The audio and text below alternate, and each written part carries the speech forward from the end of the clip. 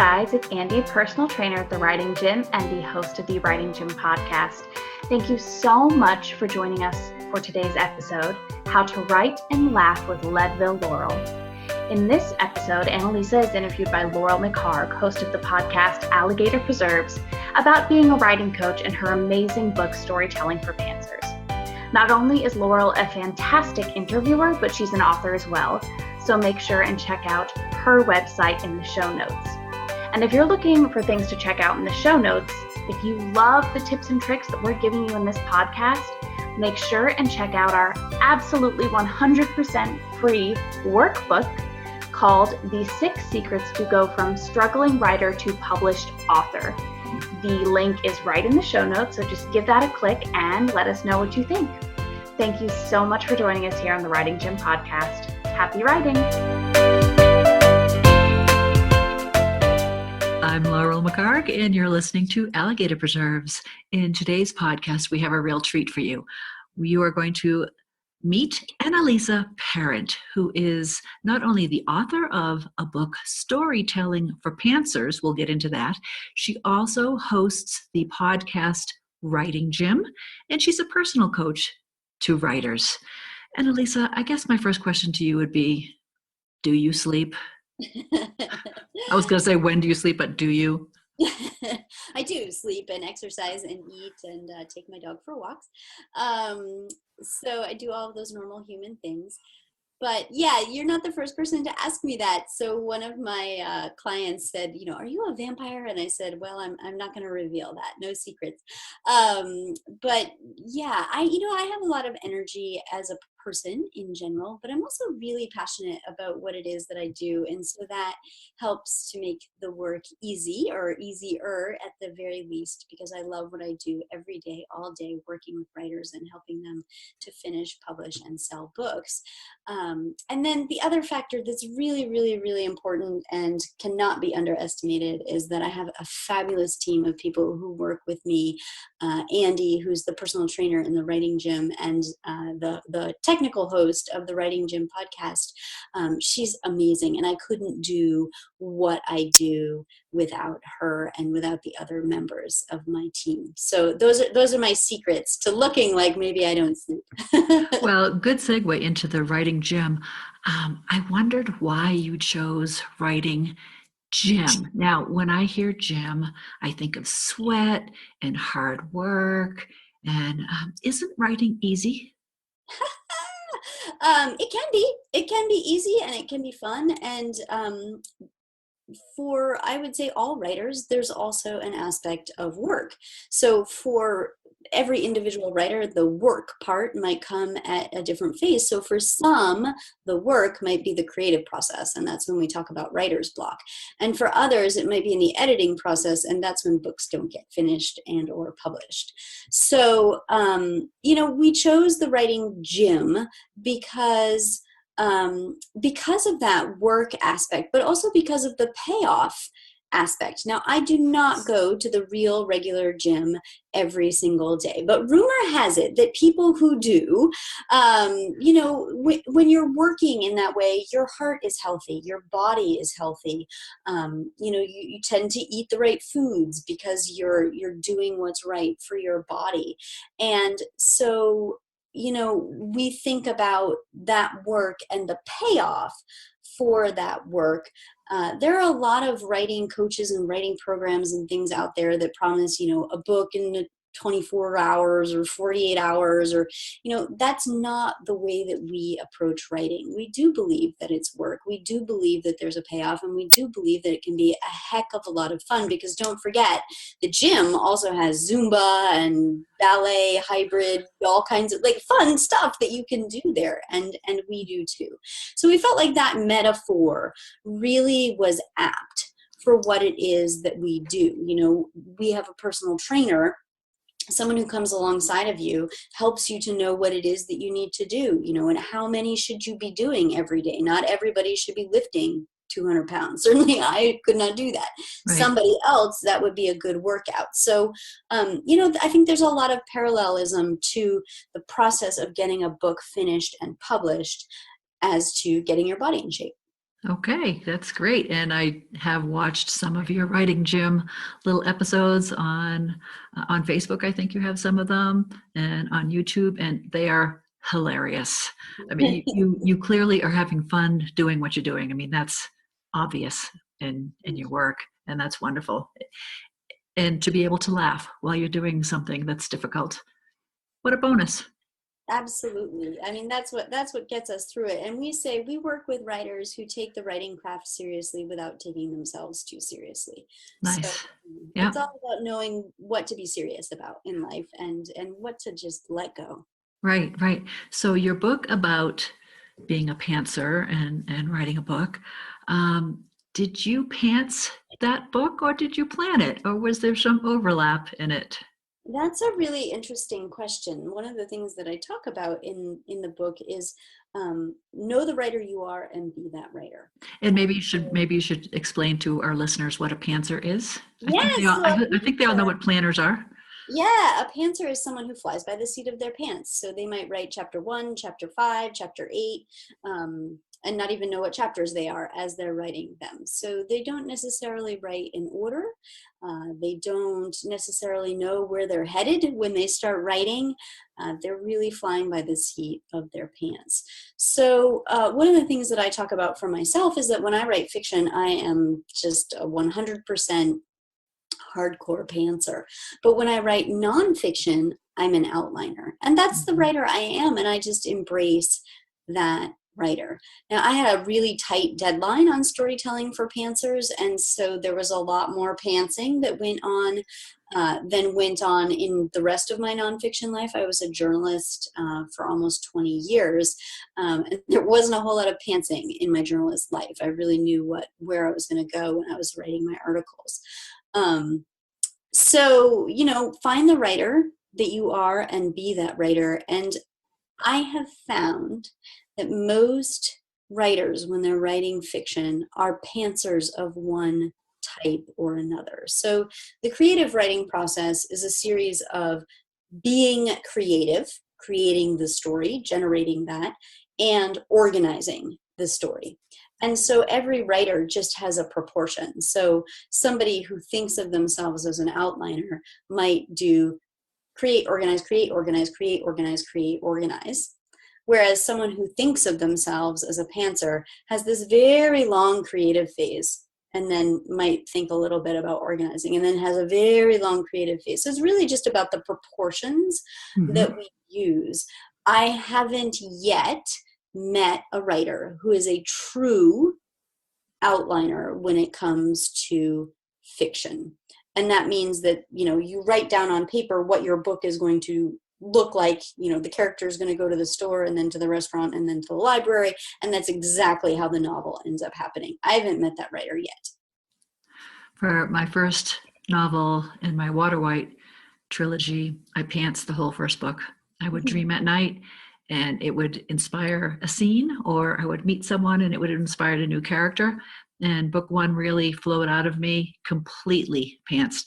When I decided I was going to make it a series, then for the second book, I really had to plan because I had to remember all the things that happened in book one. And I needed to make sure that all the storylines intertwined well. And I pretty much had to know where it was going to end because then it's a trilogy and you need to know where you have to start the third ones. So my third one, which I've started, I'm going to pants this one. I'm pretty excited about that. Just see, I only know the ending, but I don't know how I'm going to get there. I love that. That's a lot of fun. Yeah, pantsing is fun. It makes the creative process fun. The revision process becomes a little sticky because pantsers in general tend to be overwriters, and you just have like this mass of information. I call it the murky mess. What goes in the novel, what doesn't go in the novel, what makes the final cut. There are a lot of questions to ask in the revision process, and if we're going to publish and publish well, we need to ask those questions. Yes. But the pantsing, the actual creating, that's a lot of fun. Pantsers can stray. Yes. Yeah, the cover of my book has those pants with the wings on them. Right. And I think it's a really apt image of like, whee! That kind of process. It is. All right, here goes. Knock, knock. Who's there? Who? Who? Oh, wait a minute. I said that wrong. said that one wrong. Knock, knock. Who's there? Spell. Spell who? Well, H-W-H-O. Oh my gosh, I can't do knock, knock jokes. You give me one. Knock, knock. Who's there? Annie. Annie who? Anybody home? Have you ever made up your own knock, knock jokes? Or Oh my gosh. As a kid, I'm sure that I tortured my mother with that nonstop. I completely blew that one. And I even had it written down. Oh, well. But there's a punchline for the who one. Did you know that? The punchline is, I didn't know you were an owl. Yeah. All right. Writing books. How many books on writing did you read before you wrote your own? And are there any memorable writing books that you can recommend to people other than your own? Yeah, well, of course. Yeah, how many writing books have I read? Tons, probably. Higher than I can count. A lot. Many books. And, I had the very distinct pleasure of studying creative writing under Julia Alvarez, which is, an education in and of itself. So I bought Stephen King's On Writing in book. my early 20s. And I sat down and read it almost in one sitting. And having studied creative writing in college and worked with some very high-level authors, I thought at that point in my life that I wasn't a writer because I didn't write an outline, because I wrote the story and then I rewrote the story and then I rewrote the story again. And Stephen King in On Writing shares his writing process at the end. And he has, he uses a more colorful word than yucky, but he calls them yucky first drafts. And he shows his process. And for sure, the first draft is in fact yucky. It's not any good at all. And not that I am Stephen King, but that I related to that experience to say, oh gosh, that's what my first drafts look like. And if Stephen King's first drafts look like that, then maybe I'm a writer too. And that book changed my life as a writer. I got my first agent, 18 months after reading that book, for young adult fantasy fiction. There it is. And I referenced that book 2 or 3 times in my book, Storytelling for Pantsers, as an homage to King, because he changed my life in reading that book. And, I've read many others, and there are other brilliant books out there, but that book met me at the right moment with the right message in my life. I don't think there's one book that can give you everything you need. I would highly recommend, if you haven't read Anne Lamott's Bird by Bird. I think I'll probably have to read that 50 more times in my life just because of the way she writes. It's so beautiful, and kind of like what Stephen King does in bringing his own life experiences. It's autobiographical in a way, in the way that he teaches us how to be better writers. I think it's great. Yeah. I read Bird by Bird in perpetuity, so I just started. And it's great because, when I get back to the beginning, I'm like, oh yeah, I have read that before, but I forgot about that again. Right, so I knew that. So rich. Oh my goodness, it's wonderful. Neuroscience. How did you get into gray matter and brain research? And how does neuroscience affect creativity? Ooh, oh, we could talk about this for the rest of the day. Yeah, so how did I get into neuroscience? I come from a teaching background, and I entered teaching at a really exciting time when programs that combined education and the brain were first starting. And that kind of sounds silly because it seems like a no-brainer that we would think about how the brain works and as we're teaching. But really, the application of neuroscience to various other fields is really in its infancy as a process. And so education and neuroscience have been married for, I don't know, about 20, 25 years, something like that. So I got really interested in it, right from the get-go, ways that we can optimize our brains to learn best. And I just kept getting deeper and deeper and deeper in it until I found myself in the brain imaging lab at MIT working on fMRIs, because it was just like I was so fascinated by this research. And the more that I worked with writers, the more I started to see that all of those same questions that I was asking students back in the day and thinking about how students learn best, of course, apply to how we write and create best. So I don't know if you knew this about me, but I was nominated twice for Teacher of the Year because of the way that I was able to individualize instruction because of my knowledge of how the brain works. So that was super exciting. And now I'm able to look at writers and really say, and think about, what is your learning style? How does that impact the way that you're going to interface with writing? What is your thinking style? What activities can we do here that are going to optimize your brain and really create a situation wherein you're thinking and creating in the way that works for your brain?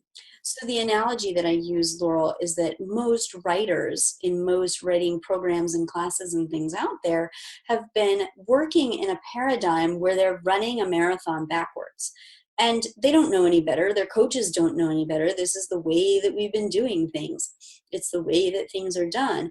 And suddenly when they get into a program that's based on neuroscience, they're running the marathon forward and their knees are bending in the way that they're supposed to bend. And they say, my goodness, it's so much easier to do it this way. I'm in creative flow. I know where I'm going. This is really working for me. So it's just a matter of working with the way that our body was intended to work. It's just that the way that our brain works isn't as intuitive or obvious as figuring out which way our knees are supposed to bend. So what if you get a client and they don't really know how their brain works best for being creative in the writing process? How do you discover that? Yeah, I mean, that's the magic. I think if you called up all of my clients right now and said, so right brain, left brain, tell me about your brain. They'd be like, I have no idea what you're talking about, because it's sort of like the magic or the secret sauce that happens behind the scenes. All they know is that they're in the creative flow. They're finishing a novel. They feel great. They feel confident. They love what they're doing. It's working for them.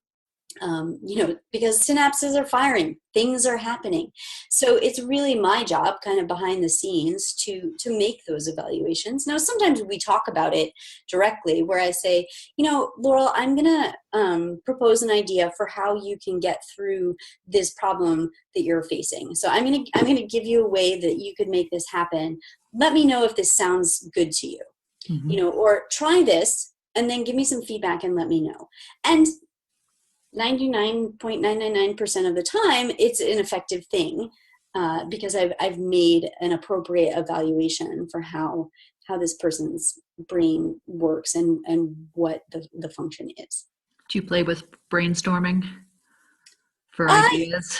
Oh, sure. I mean, I love a good brainstorm, and to go back to my team, that's one of the things that they're really valuable for. If they weren't throwing out ideas and coming up with things.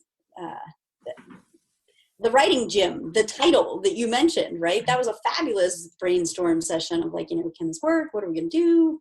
I love that.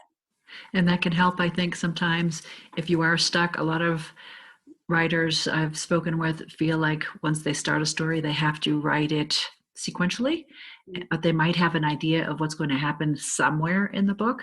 And I just tell them, write that down, work on that scene, the idea of jumping around, the idea of writing a scene that you're passionate about that speaks to you, and then eventually you'll get to it, or you might not get to it, or you get to it and you have to tweak it a little bit because of things that happen in between. Mm-hmm. Yeah, I think that's it's Power to fun. the Panthers. Yeah, I always did brainstorming with my students. Whenever they had a writing project to come up, it's throw out 6 different ideas and pick one. Yeah. See what happens. Yeah, pick one. Who knows? Are you, now in your book, you start many scenarios, many story scenarios. I recall one where there's a mother and a daughter in a surprise dinner, or there's one where there's a woman and her husband who has an issue with a milk cap. And you present these little story vignettes and you start writing them. And I found myself wanting to know how those stories ended. So are you going to ever write a book based on your little vignettes, or are you a short story writer at all? I don't tend to write short stories. That's one genre that I really just haven't launched into. But you started so many. Yeah, well, I mean, there are positives and negatives to being a super creative person, right? And so I can just kind of come up with these scenarios off the cuff, and that's what happened in both of those cases that you're referencing. You know, I had zero investment in who these characters were. They were just sort of on the fly. I came up with something. So yeah, I'll have to send you some copies of my novel when my novel comes out, forthcoming. So, all right, good. That's what I wanted to know. We kind of hit on it before, the idea of writer's block. Do you actually believe that writer's block is a thing? I believe that it's a thing because other people believe that it's a thing. For me, it's not an impediment. It doesn't feel insurmountable. And I don't just mean in my own experience. I mean in the experience of the writers that I'm with, that I'm working with. So, you know, if we go back to that analogy of the marathon, right? So let's suppose we're running this marathon and we're running it backwards. And we're going uphill. Can't even imagine that. Really, really, really hard, right? We would not like that. And if we still had to go up that hill, but we got to go up it forwards, would it be hard? Yeah, it'd be hard. That'd be hard. But it'd be a whole lot easier than trying to do it backwards. And so what I've found happens often in writer's block is that it's not sort of this existential crisis that a lot of writers maybe like to bemoan and kind of make it. It's really just, you know, you're not in the right space in your brain. There is an actual physiological event happening inside your head. So let's fix that, and then we'll go. Let's go. Let's do this thing. And do you provide techniques for overcoming them, like write about something completely different, look at your hand and write about your hand, just to get them writing something, even if it's not what they're focused on? Every single week over in the Writing Gym, we are working through activities that are getting people into that creative flow. And the really interesting thing, and this continues the gym analogy that we used earlier, you know, if I right now tried to pick up a 50-pound sack of flour, that would be really, really difficult for me because I don't lift weights every day. But if I did, that would be more than half your weight too, by the way. Yeah, that would be a lot of weight. If I did lift weights every day and then I tried to pick up that sack of flour, well, it would be easier, right? And so creativity is actually a muscle. And when we're exercising it regularly and doing it the right way, then we don't end up in these dead ends where we feel things and call it writer's block. I'm kind of a binge writer. Do you have any binge writer clients? Not really, because our goal is to have our writers finish a novel in 8 weeks, and they do. In 8 weeks? In 8 weeks, yeah. And it's amazing when they do that. And some of them have come and had 0 words on paper and still finish a novel in 8 weeks. So, you know, binge writing, it would be hard to binge write and get it done in 8 weeks. So we really keep them working and getting it done steadily. But, you know, I've had moments in my life, I was going to say chapters in my life, where, you know, I've been more of a binge writer than a steady writer. So I understand that too. Okay. What has been your most challenging situation with a client? Have you had a client that you maybe just couldn't even work with? Well, I mean, I would say that I think that there are clients who aren't ready to really do what they need to do to finish a novel and publish it. But as far as the actual content, the novels that come my way, if the writer is really dedicated to publishing and publishing well, there isn't an idea out there that we can't get done and get it done well. It's just a matter of how dedicated the writer is. So one of my writers who's finishing up her novel right now as we speak, she was super dedicated. So she had a multi-perspective novel that was told not only from a human perspective, but also from a dog perspective. Ooh. And so this was a tough one, right? And so we had to completely deconstruct what she'd already written. There was a lot of really good stuff there. And kind of like, I think about a puzzle. So we had to dump out all the puzzle pieces, look at every single one, and make sure that it actually went to that puzzle. But we didn't have a picture on the front of the box. So we had to figure out what the picture on the front of the box was and which pieces went in. And then once we had all the right pieces for her to go and put that back together, not only to tell a story well, but, I'm talking to agents and editors and publishers every single day about, what is publishable? What's driving you crazy right now? What are you looking for? All of those questions. So we're looking at it through the lens of let's tell a good story, and let's tell a story that agents are going to want to stay up all night reading and then, find a publisher for. So she is currently in the process of building that puzzle, if you'll stick with the analogy. But she had to be really dedicated to that. That was a lot of work for her to go through. That's an idea that could have just fallen to the wayside. It could have been forgotten if she didn't really, really, really want that for herself. And it's going to be a brilliant novel. It's very well done because she's so dedicated to getting her message out there. Well, congratulations to you and to her. I'll look forward to seeing that. All right, I'm going to try one more of these, and it's going to lead into something else. Knock, knock. Who's there? To who? It's to whom. So, and I know that's really horrible, but we're both writers. And what do you think about the way our language is evolving? That's a really interesting question. And, I'm an English professor. I teach undergrad. I teach graduate school. I love books. I love reading. I fluently speak languages other than English. Like, language is really my thing. And so given all of those ingredients, you would think that I'm going to say something like, oh, it's terrible. The young people today don't even know how to speak English.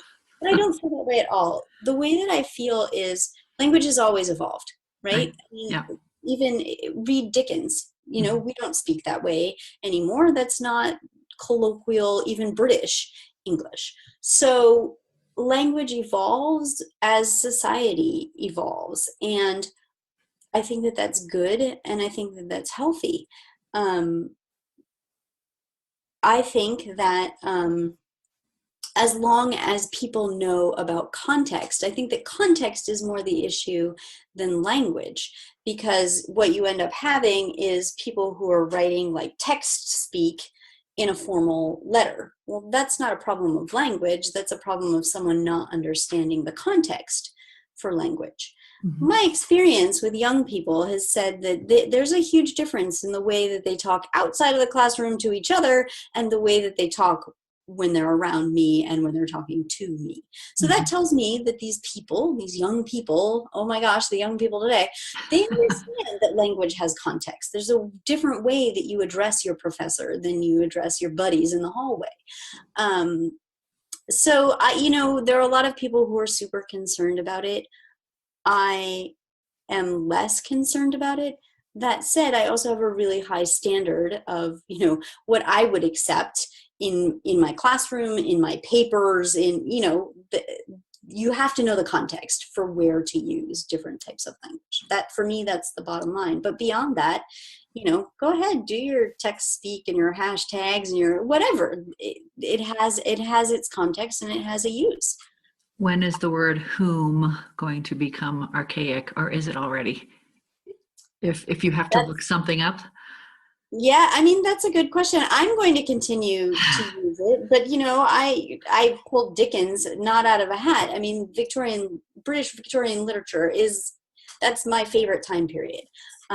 So there are a lot of words that I use in everyday speech that are antiquated, and that's fun to me. That's just my personal bent. But I would insist on whom Okay. in formal writing. I just would. All right. Keep the standards up there. I listened to an excerpt on YouTube from an interview you did with Jill, and I'm going to Scheffelbein. Thank you, Jill Scheffelbein. And I came away from it feeling frustrated. What she had to say had to do with publishers really not being interested in an author unless you can demonstrate that you'd be able to move 10,000 copies of your book in a year. Is that the reality of today with all the indie publishers we have out there? Is it really possible to have a traditional publisher find you? And I know you can't do that without an agent, but even with an agent, how do you demonstrate to someone that you can move 10,000 copies of a book in a year if you're new? Yeah, I mean, that's a really good question. And, I would say across the board, all of the agents that I work with are most certainly looking for that author platform, which is one of the reasons why we help authors to build an effective author platform. That's really important. So, there are a lot of ingredients in that formula. One, not every single publisher is going to say 10,000 books, right? They might say 1,000 books or 2,000 books, but there's a business investment there for them. They want to be able to recoup their investment and also to make money on it. That's why they're doing what they're doing. Probably some of it is that they love stories or literature or that kind of thing too, but mostly it's a business. They need to make their money. So, the number of books may vary, but also publishing. So Jill published with Entrepreneur, and that's a huge business. The accolade that is for someone in the business space, it's like getting into Harvard or something. That's a high level publisher. Now, not everyone wants to go for that level. Not everyone has the same goals. And so I think the more important question here is making sure that writers are moving in a direction that's consistent with their ultimate outcomes, their dreams. What is it that you want out of publishing a book? I have worked with grandmas who wanted to have some type of a memoir or an autobiography to pass on to their grandkids. That's a wonderful thing to want to write. We don't need to send that to Simon & Schuster. That's not appropriate, right?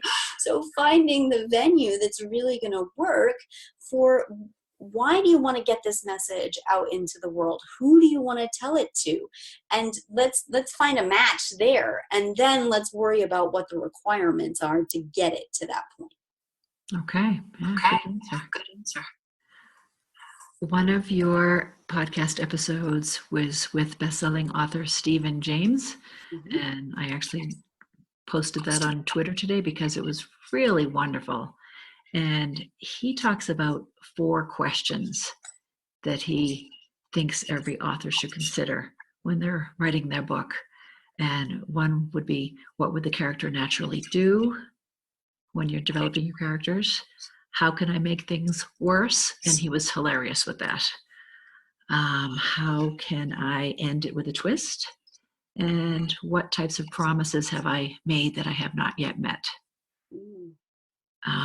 I think those are fabulous goals for writers to consider when they're writing their fiction. And do you have any tidbits that you would add to that? Well, I mean, absolutely, that's good advice, and Stephen is brilliant. And I believe that as part of that episode, we do have a worksheet. If people want that, they can, if they look up that episode, and they can get that download. I'll post a link to that on my website. Yeah. So if you miss those questions, or if you're driving, don't write while you're driving. You can. We've got a handout for you. So. I think he is a real expert on storytelling. In fact, he has a degree in storytelling. I do not have a degree in storytelling. I kind of wish I did. I think he said he was the 60th person ever to get a degree in storytelling. Yeah, so I mean that's really excellent advice, and certainly the story that he moves through, and that novel is out now. When we interviewed him, he was still in the process of editing that novel, but it's out now. In how he was exploring the characters and what they were going to do, and basically going from fuzzy concept of like, I think I'd like to write a book about, lighthouses. And then sort of like how you explore that, how you pants it really, right. Is super interesting.